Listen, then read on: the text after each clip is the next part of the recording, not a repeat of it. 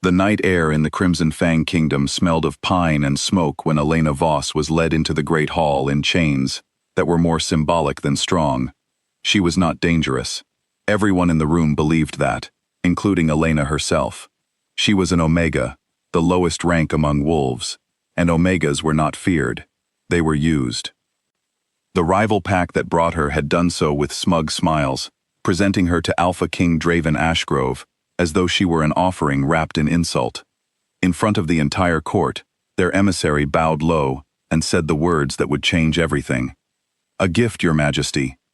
An Omega bride, so that even your marriage bed reflects how little our alliance means to us." The hall went silent. Draven's eyes, the color of storm clouds, moved over Elena for the first time.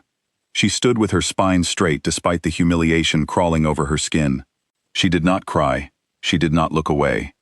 Draven was not a man who forgave insults easily. He had built his kingdom from the wreckage of wars fought before he was even born, and he ruled it with a control so absolute that few dared meet his gaze. But ancient law bound him now. Once a bride was formally presented before the court, refusing her meant breaking a blood oath older than his own throne. To refuse was to hand his enemies a reason to challenge his rule. So he accepted her, not with warmth, but with a cold, clipped voice that made the temperature in the room seem to drop. "Very well, she will be marked as my bride, my punished bride, since that is clearly the intention behind this gift." The words followed Elena through the palace halls for weeks afterward, whispered by servants, sneered by nobles, repeated by guards who thought she could not hear them. The punished bride. It became her name before anyone bothered to learn the one her mother had given her. Elena said nothing. She had learned long ago that silence was safer than defending herself to people who had already decided who she was. Draven kept his distance.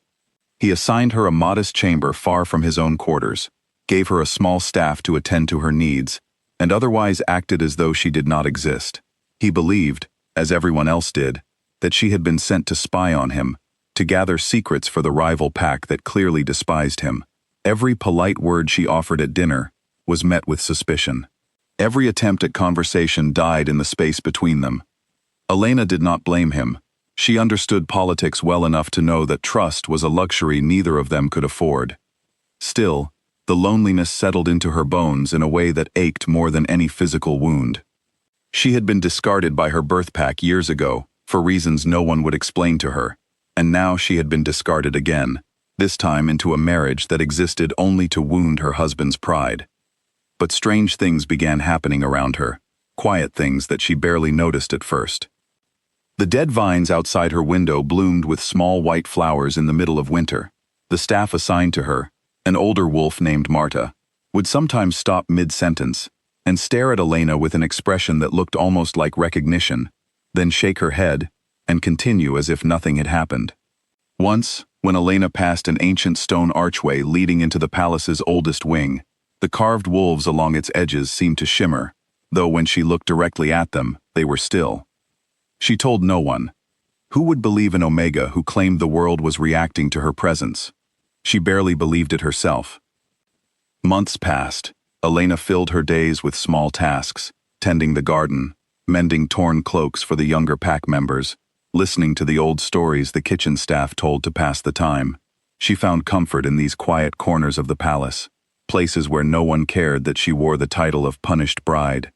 Slowly, without meaning to, she began to matter to the people who worked in the shadows of the grand halls.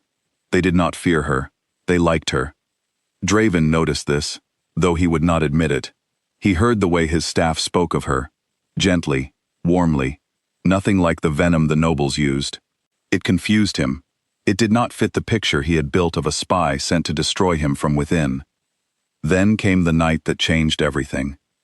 It was late, the palace mostly asleep, when a group of assassins slipped through a service entrance, left unguarded by a bribed guard.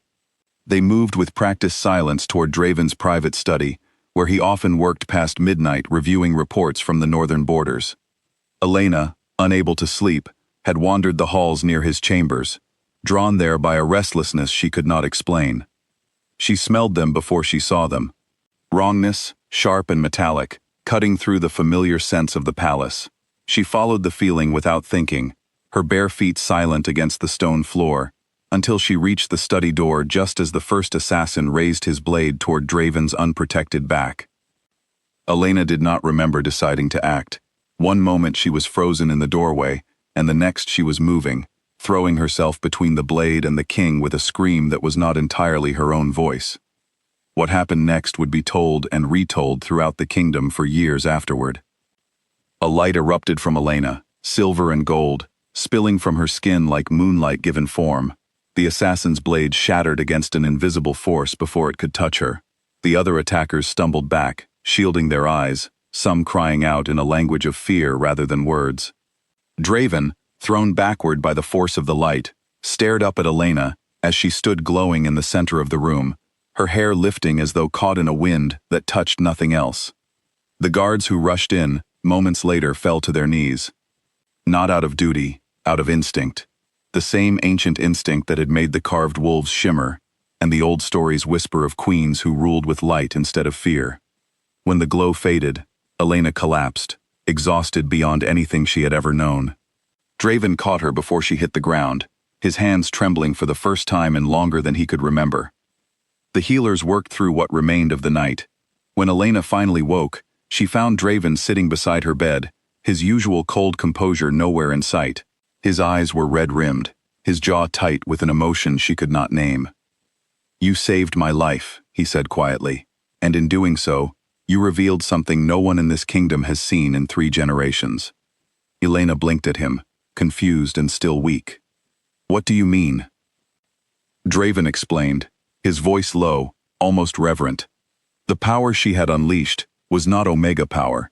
It was not even ordinary Alpha power. It was Moonfire, a gift belonging only to the lunar royal bloodline, a line of wolf queens believed extinct after a war that had reshaped the kingdom's laws generations ago.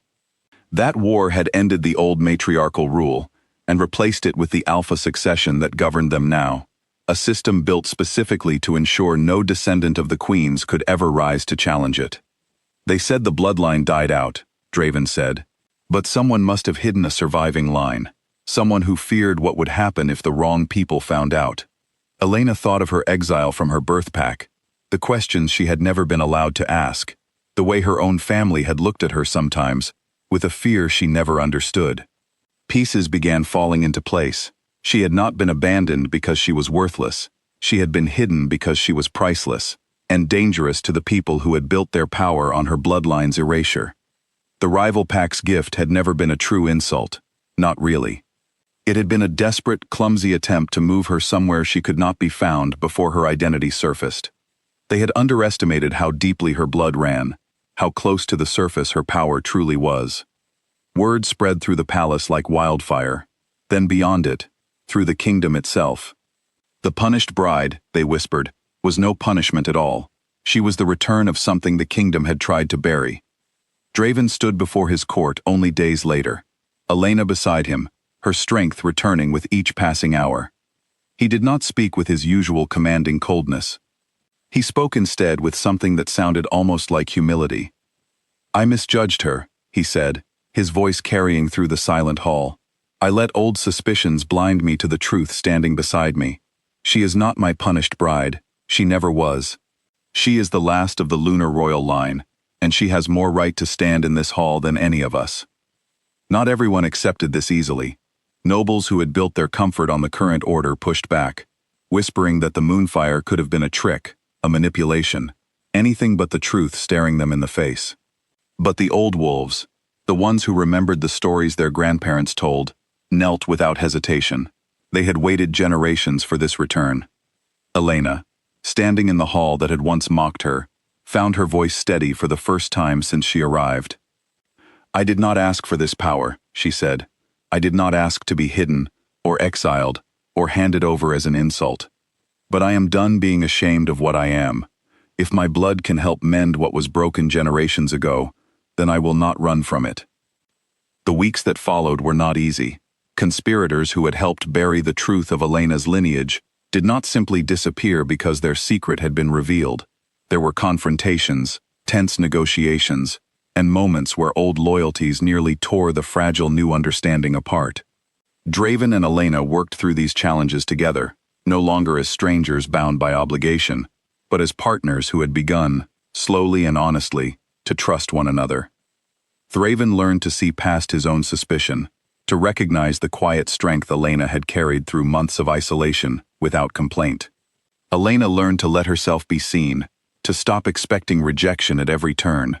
What grew between them was not the sudden, dramatic love of old stories, but something steadier, built from shared hardship and mutual respect. The kingdom itself began to change. The ancient laws that had shut out matriarchal rule were re-examined, debated, and finally rewritten to honor both bloodlines equally. Packs that had quietly resented the old system for generations found new hope in the shift. Young wolves born to lines once considered too weak to matter began to believe that their futures held more possibility than they once thought. On the night of her coronation, Elena stood in the same hall where she had once been presented in chains as an insult. This time, there were no chains. She wore robes the color of moonlight, and when she walked to stand beside Draven, the entire court knelt, not out of fear, but out of genuine reverence for what she represented. Draven took her hand in front of everyone, his voice steady and sure. She was called the punished bride, he said, but she was never the one who deserved punishment. She is Elena, of the lunar royal line, my queen, and the future of this kingdom. Elena looked out over the crowd that had once whispered her cruel nickname, and felt something settle inside her that she had not known she was missing, belonging, not because of her power, not because of her bloodline alone, but because she had proven, through quiet strength and unwavering kindness, exactly who she was. The Crimson Fang Kingdom entered a new era that night, one built not on old fears or forgotten wars, but on the courage of a woman once dismissed as nothing, who turned out to be exactly what her people needed all along.